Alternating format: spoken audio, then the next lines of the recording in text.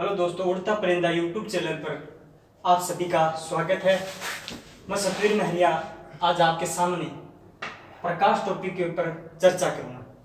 तो देखिए, प्रकाश क्या है कि प्रकाश एक प्रकार की ऊर्जा है जो हमें दृष्टि संवेदना उत्पन्न करती है, यानी ये मार्कर है तो हम इसको देखते हैं तो देखने के लिए हमें प्रकाश की आवश्यकता होती है। तो यह एक ऊर्जा के रूप में कार्य करेगा। और प्रकाश है वो किसके रूप में चलता है? तरंगों के रूप में चलता है। और ये बात हमें सबसे पहले किसने बताई थी? एक वैज्ञानिक थे, हाइगेन्स। उन्होंने बताई थी कि प्रकाश तरंगों के रूप में संचारित होता है। और वो भी कौन से तरंगों में? विद्युत चुंबकीय तरंगों के रूप में। और विद्युत चुंबकीय तरंगों की खास बात यह है कि इसे किसी माध्यम की आवश्यकता नहीं होती है। और आगे हम बात करते हैं प्रकाश की इकाई की। तो प्रकाश की इकाई क्या है? फोटोन। प्रकाश की इकाई फोटोन। और फोटोन एक सिद्धांत है, इसके अनुसार क्या है कि प्रकाश छोटे छोटे बंडलों के रूप में चलता है। किसमें? छोटे छोटे, इस तरह आगे चलता हमें प्रतीत होता है। और प्रकाश की चाल के बारे में, किसके बारे में? प्रकाश की चाल के बारे में हमने सबसे पहले किसने बताया था? रोमर ने बताया था। और प्रकाश की चाल के बारे में बात करें तो सर्वाधिक चाल प्रकाश की निर्वात में होती है। और निर्वात में प्रकाश की चाल देखिए कितनी होती है? 3 × 10⁸ मीटर पर सेकंड होती है। अगर इसके बाद जल की बात करें तो जल में इसकी चाल होती है 2.25 × 10⁸ मीटर पर सेकंड। और यही बात अगर हम कांच में करें, कांच में प्रकाश की चाल कितनी होती है? तो कांच में प्रकाश की चाल होती है 2 × 10⁸ मीटर पर सेकंड। यह प्रकाश की चाल। तो सर्वाधिक चाल किसमें है? निर्वात। तो अब बात करेंगे अब यह बात है कि प्रकाश की चाल सबसे ज्यादा किसमें होगी? जो माध्यम विरल होगा उसमें प्रकाश की चाल अधिक होगी। तो इसके बारे में अब बात करेंगे हम कि सूर्य के प्रकाश को पृथ्वी तक पहुंचने में कितना समय लगता है। कि सूर्य के प्रकाश को पृथ्वी तक पहुंचने में 8 मिनट 16 सेकंड, यानी लगभग 500 सेकंड का समय हमारे पास आने में सूर्य के प्रकाश को लगता है। अगर यही बात हम चंद्रमा में करें, चंद्रमा के प्रकाश की करें तो चंद्रमा के प्रकाश को हमारे तक पहुंचने में 1 मिनट 38 सेकंड, यानी लगभग कितनी? 100 सेकंड। 100 सेकंड का समय लगता है। और 100 सेकंड का समय लगता है। अब बात करें हम प्रकाश के रंगों की। तो प्रकाश के रंग 3 प्रकार के। तो 3 प्रकार के रंग कौन कौन से? इसमें 3 है, प्राथमिक, द्वितीयक और पूरक। तो प्राथमिक, द्वितीयक और पूरक, इन सबसे मिलकर प्रकाश का रंग बना है। तो पहले हम बात करें प्राथमिक के बारे में। तो प्राथमिक के 3 रंग होते हैं, नीला, हरा और लाल। कौन कौन सा? नीला, हरा और लाल। इन तीनों से मिलकर क्या बनता है? प्राथमिक रंग बनता है। और द्वितीय रंग, इन्हीं को मिलाकर द्वितीय रंग बनेगा। और प्राथमिक रंग में क्या है कि जो हमारे टीवी की पिक्चर ट्यूब होती है वो इन्हीं रंगों से मिलकर बनी होती है, और इन्हीं की बदौलत हमें जो रंगीन चीजें दिखाई देती है टीवी में वो इन्हीं के कारण दिखाई देती है, इन्हीं प्राथमिक रंग के कारण। और द्वितीय रंग की बात करें तो द्वितीय रंग में क्या आता है, तो पहले हम किस किस को मिलाएंगे, नीला और हरा को मिलाएंगे। नीले और हरे को मिलाने पर हमारे सामने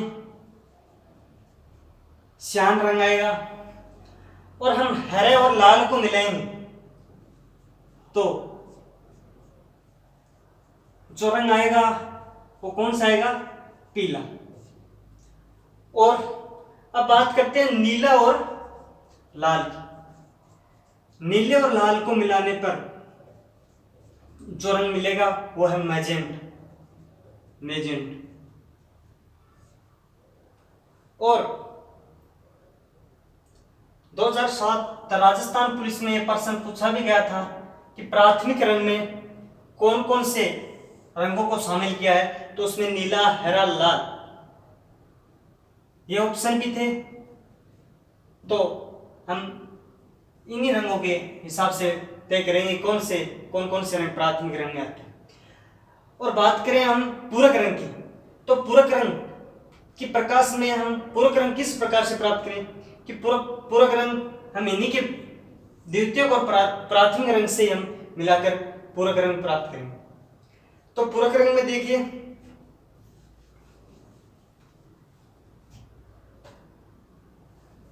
पूरक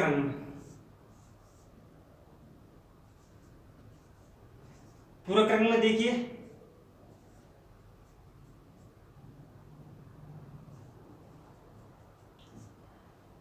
तो पूरक रंग को मिलाने पर क्या हमें जो इन रंगों को मिलाएंगे ना तब हमें श्वेत प्रकाश दिखाई देगा। और श्वेत प्रकाश के बारे में सबसे पहले न्यूटन ने बताया था।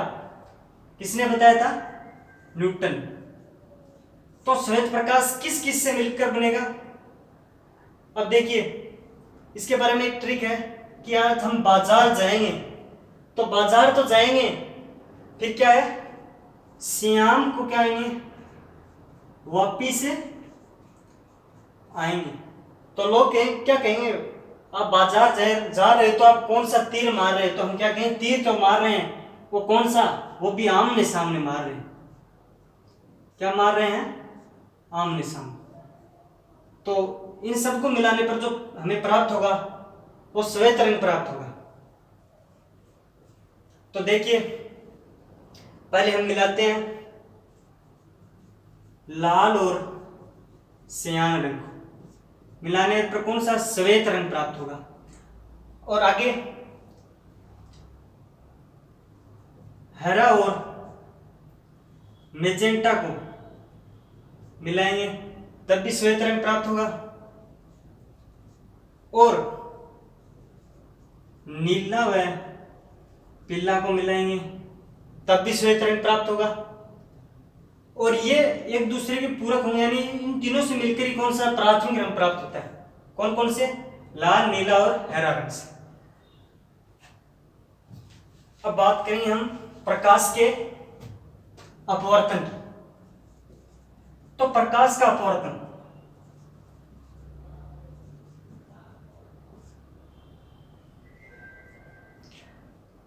जब प्रकाश की किरण, इसमें क्या है कि जब प्रकाश की किरण एक माध्यम से दूसरे माध्यम में प्रवेश करती है तो अपने मूल पथ से विचलित होकर, किससे, अपने मूल पथ से विचलित होकर चली जाती है, आगे निकल जाती है, तो उसे प्रकाश का अपवर्तन कहते हैं। देखिए ये दर्पण है और ये अभिलंब है, तो ये संघन माध्यम होगा इसका, और ये विरल, मतलब इस तरफ कांच है और इस तरफ हवा है। तो किरण अब आएगी, कहां से आएगी, और जहां किरण आपतित होगी उसे हम अभिलंब कहेंगे, इसको क्या कहेंगे, अभिलंब। और ये किरण आ रही है इसको क्या कहेंगे, आपतित किरण। और जो यहां पर जो कोण बनेगा उसे आपतन कोण, उसे आई से प्रदर्शित करते हैं। और जो किरण आएगी तो अपने मूल पथ से, इसका मूल पथ तो ये रहेगा, लेकिन ये यहां से नहीं आकर यहां से अपने पथ से क्या हो जाती है, विचलित हो जाती है। और किरण किसकी तरफ आकर्षित करेगी, ज्यादा किसकी तरफ जाने का कार्य करेगी, जो जिसकी क्वालिटी अच्छी होगी। तो क्वालिटी किसकी अच्छी है, संघन की, तो ये संघन की ओर जाएगी। और इस कोण को हम आपतन कोण कहते हैं, आपतन कोण, और इसे R से प्रदर्शित करते हैं। अब हम इसके उदाहरण की बात करें तो इसका पहला उदाहरण आता है तारों का टिमटिमाना। हम रात्रि में देखते हैं तो तारे हमें हलते हुए प्रतीत होते हैं, तो वो किसका प्रभाव है, अपवर्तन का ही प्रभाव है। और दूसरे उदाहरण की बात करें तो हम पानी के गिलास में पेंसिल रखते हैं तो हमें कुछ मुड़ी हुई दिखाई देगी। और तीसरे उदाहरण की बात करें तो पानी के अंदर हम सिक्का डालते हैं तो वो सिक्का कुछ हमें ऊपर उठाई दिखाई देगा। और आग जहां आग जल रही है यहाँ पे, तो उसके पीछे जो व्यक्ति खड़ा है वो हलता हुआ प्रतीत होता है, वो भी किसके कारण होता है, प्रकाश के अपवर्तन के कारण ही। और जो जल के अंदर जो मछली होती है, जो हमें ऊपर उठी कुछ मतलब अपने स्थान से कुछ ऊपर उठी दिखाई देगी, वो भी अपवर्तन का ही प्रभाव है। और सूर्य उदय होने से पहले और सूर्य अस्त होने के बाद भी सूर्य हमें जो दिखाई देता है थोड़ा, वो भी किसका प्रभाव है, अपवर्तन का ही प्रभाव। तो इसी के साथ में मेरे इस टॉपिक को विराम देता हूं।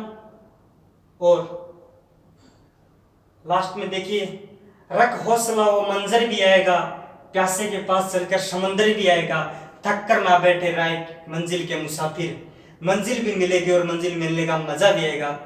तो इसी के साथ आप सभी का बहुत बहुत धन्यवाद। जय हिंद, जय भारत।